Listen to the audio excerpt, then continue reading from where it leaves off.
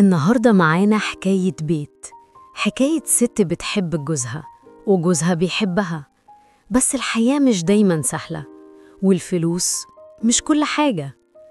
هتسمعوا معانا أول مشهد من الحكاية وهتشوفوا الصراع بينهم وهتحكموا انتوا مين اللي صح ومين اللي غلط. يا ماما، أنا تعبت بجد، تعبت من كل حاجة. كل يوم نفس الجدال، نفس الكلام، وحمدي مش بيبص للموضوع من ناحيتي خالص. تعب يا بنتي، انت عايزة تعيشي كده طول عمرك؟ هو بيشتغل على قد حاله وبيحاول يخليكم مع بعض. انت فاهمة الكلام ده؟ فاهمة، بس مش كفاية. هو دايما بيقولي مش محتاجين فلوس كتير عشان نكون سعداء، بس أنا مش قادرة أشوف العيال عايشين بالعافية.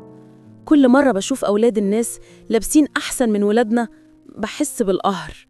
يا بنتي، دايما مقارناتك هتخليكي تعيشي تعبانة. الفلوس هتخلص في يوم من الأيام، بس العيلة والبيت دول اللي هيفضلوا. أنا مش ضد العيلة يا ماما، أنا بحبهم أكتر من أي حاجة، بس نفسي أديهم حياة كويسة، مش حياة على قد الإيد. مش عارفة أشرحلك، كل مرة أحاول أوصله الفكرة بيقولي إحنا مع بعض، ده كفاية. يا بنتي، فاهمة كلامك، بس مش كل حاجة فلوس. حمدي بيشتغل عشان يحافظ على البيت والراحة، مش عشان يجيب لكم كل حاجة زي اللي عند غيركم. أنا عارفة، بس ساعات بحس إنه مش شايف تعبي ولا تعب العيال. النهاردة كريم كان عايز حاجة بسيطة من أصحابه في المدرسة وأنا مش قادرة أديهاله. حاسة إني دايما متأخرة عنه، متأخرة عنهم، عن نفسي كمان. بص يا مديحة، حمدي مش قاصد يقصر، هو بيحبكم. حياتكم مش كلها فلوس، ساعات التفاهم والوقت اللي بتقضوه سوا أهم من أي حاجة جانية. يمكن عندك حق يا ماما، بس قلبي مش هادي. بعد ما مديحة اتكلمت مع أمها وعرفت وجهة نظرها، لسه قلبها مش هادي ومليان حيرة وألم. النهاردة هنشوفها وهي بتحاول تفهم مشاعر ابنها كريم، وتكتشف قد إيه كل كلمة وفعل صغير ممكن يفرق مع الولاد. ماما، بابا مش جاي النهاردة؟ لسه يا حبيبي، هو راح شغل هيطول شوية. يعني مش هنتعشى معاه تاني؟ هو عايز يشتغل عشان يوفر لنا، مش عايزنا نحتاج حاجة. بس أنا مش محتاج فلوس، أنا محتاجه يضحك معايا، يلعب معايا. عارف يا كريم، هو بيحبك وبيحاول يعمل المستحيل علشانك، بس ساعات الشغل يا حبيبي بياخد وقته. هو ما بيحبنيش كفاية. لا يا حبيبي، ده مش صح. بابا بيحبكوا أكتر من أي حاجة، بس ساعات الكبار عندهم طرق مختلفة يوروا بيها الحب. يعني لو أنا عايز حاجات جديدة هيجيبها لي؟ ممكن، بس لو ما قدرش ده مش معناه إنه مش بيحبك. الحب ساعات مش هدية، ساعات هو وجوده معانا، كلامه، ضحكه، حضنه، بيكون هو ده الحب، يعني مش اللي بيجيبه بس. طب ماشي، بس نفسي يبقى معانا حاجات أكتر. أنا كمان نفسي في كده، بس إحنا نعمل اللي نقدر عليه ونستمتع باللي عندنا دلوقتي. بعد ما كريم عبر عن مشاعره، مديحة بدأت تحس قد إيه وجود الأب مهم. لكن هل حمدي شايف نفس الحاجة؟ في المشهد الجاي هنعرف الصراع الحقيقي بين الزوجين. مساء الخير يا مديحة. أهلاً. هي يا ست الكل، شكلك مش طايقة الموضوع النهاردة. حمدي، أنا تعبت من كل يوم نفس الكلام، كل يوم نقاش على المصاريف، على اللبس، على المدارس، كل حاجة. عارفة يا مديحة، أنا مش شايف إننا محتاجين نتخانق كل يوم. أنا بحاول أوازن بين شغلي والبيت والعيال. توازن؟ إيه التوازن ده؟ أنا شايفة إنك مش بتعمل كفاية، مش شايفة العيال عايشين حياتهم، وكل يوم أرجع من الشغل أشوف ولاد الناس لابسين أحسن من ولادنا، وده بيقهرني. بهدوء، بصوت منخفض. مديحة، أنا فاهم إحباطك، بس أنا بعمل اللي أقدر عليه. مش معنى إني مش بجيب كل حاجة موجودة عند غيرنا إننا مش سعداء. أنا عايزهم يكونوا مرتاحين، مش أضحي بحياتي كلها عشان فلوس. بس أنا مش ضد الحياة البسيطة، أنا بس خايفة الأولاد يحسوا بالنقص. أنا خايفة إنهم يكبروا ويفتكروا إحنا دايماً ناقصنا حاجة. بصوت حنين: يا مديحة، السعادة مش في اللي عندنا، السعادة في اللي بنعيشه سوا. أنا عايزهم يحسوا بالحب، بالضحك، بالوجود معانا، مش باللي عند غيرنا. يمكن عندك حق، بس قلبي مش هادي، مش قادر يصدق. باستمهام حنان: مفيش حاجة اسمها صدق أو عدم صدق، إحنا بنتعلم نعيش ونتقبل. وبعدين انت عارفة أنا مش لوحدي، إحنا مع بعض. بعد النقاش الطويل بين مديحة وحمدي، الصراع الداخلي لحمدي بدأ يظهر أكتر.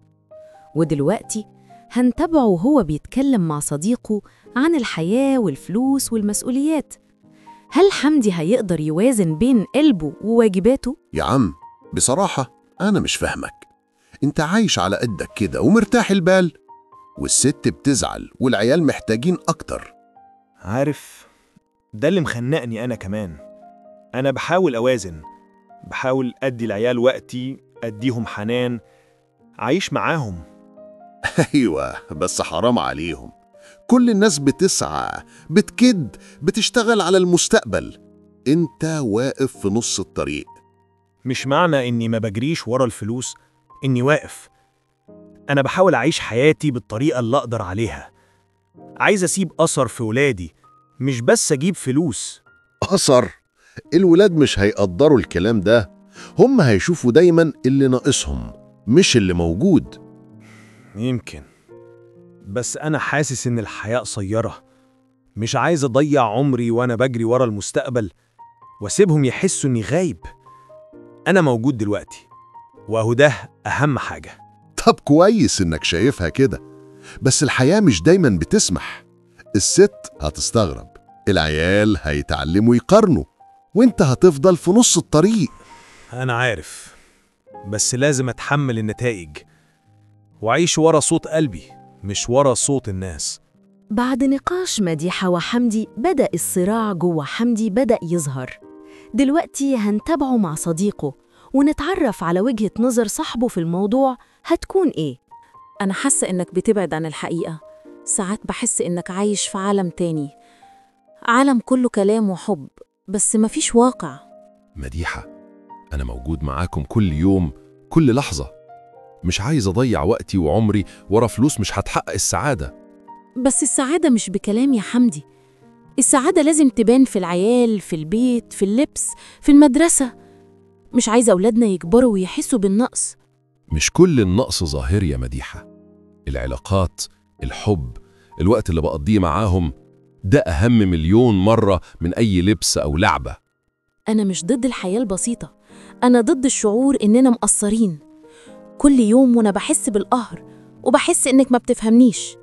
أنا فاهمك، وأنا متضايق منك برضو، بس لازم نفهم بعض. أنا بحاول أوصل لك رسالة، مش معناه إننا مش سعداء لو مش معانا كل اللي عند الناس. يمكن عندك حق، بس قلبي مش هادي. بحس إن في فراغ كبير. مفيش فراغ، إحنا اللي بنملاه مع بعض.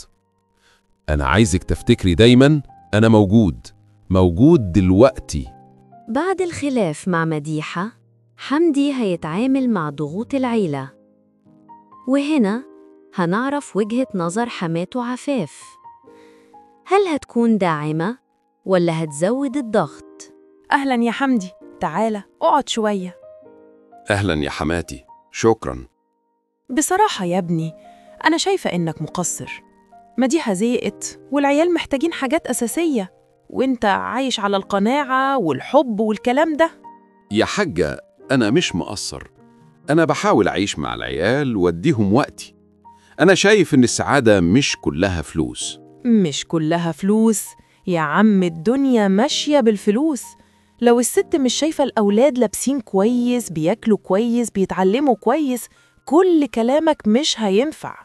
أنا فاهم، بس أنا بحاول أوصل رسالة إني موجود معاهم، أديهم الحب والوقت، وده أهم من أي فلوس أو كماليات. بس في حدود يا ابني. القناعة حلوة، بس لما تكون مش كفاية هتلاقي نفسك واقف قدام مشاكل أكبر. عارفها، وأنا مستعد أتحمل، بس اللي مش عايز أتحمله هو إني أضيع عمري وأنا بجري ورا فلوس وأسيب أولادي يحسوا إني مش موجود. يمكن أنا مبالغش، بس يا رب تعرف تعمل الصح. أنا مش ضد حبك للعيال، بس خايفة على بنتي ولادها. بعد كلام حماته، حمدي بدأ يحس بتقل المسؤولية أكتر. دلوقتي هيتواصل مع كريم ويشوف تأثير كل حاجة على الولد. بابا، يعني إيه القناعة؟ القناعة يا حبيبي يعني تبقى راضي باللي عندك، مش لازم يكون عندك زي كل الناس. بس أنا عايز حاجات زي صحابي، لعب وألعاب. عارف يا كريم، بس مش كل حاجة بالفلوس. أنا بحاول أديك وقتي نلعب سوا ونضحك سوا، ده أهم من أي لعبة. يعني لو معايا بابا أنا مش محتاج فلوس؟ بالظبط، وجودي معاك ده اللي أهم. الفلوس تيجي وتروح، بس الوقت اللي بنعيشه سوا ده اللي بيفضل. طب ماشي، بس لما نلعب بابا ما تنساش تيجي معايا. مستحيل أنسى يا كريم، أنا موجود دايماً. بعد كلامه مع كريم، حمدي بدأ يفكر في كل اللي حصل. دلوقتي هيوجه كل تركيزه لمديحة، ونشوف تصاعد المشاعر والنقاشات هيوصل بينا لفين. حمدي، أنا مش عارفة، يمكن عندك حق، أو يمكن أنا بحس إني في نص الطريق، مش عارفة أكون سعيدة إزاي. مديحة، أنا مش عايز أضغط عليكي، بس عايزك تفكري معايا. الحياة مش كلها فلوس، السعادة ساعات بسيطة، في حضن العيلة، في ضحك العيال، في وجودنا سوا. أنا فاهمة كلامك، بس قلبي مش هادي، حاسة إن في حاجة ناقصة، في فراغ كبير جوايا. مش فراغ يا مديحة، إحنا اللي بنملاه، كل يوم نعيشه سوا، كل لحظة نحس بيها. أنا موجود دلوقتي، وده أهم حاجة. يمكن يا ترى مين صح؟ مديحة اللي شايفة إن السعادة في الأمان المادي، ولا حمدي اللي شايف إن القناعة والوقت مع الأسرة أهم من أي فلوس؟ ده كان سؤال حلقتنا النهاردة، وإحنا هنسيب الإجابة ليكم. لو عجبتكم الحلقة ما تنسوش تعملوا لايك وتكتبوا رأيكم في الكومنتات، وطبعاً لو لسه مش مشتركين في القناة ياريت تشتركوا علشان يوصلكم الفيديوهات الجديدة.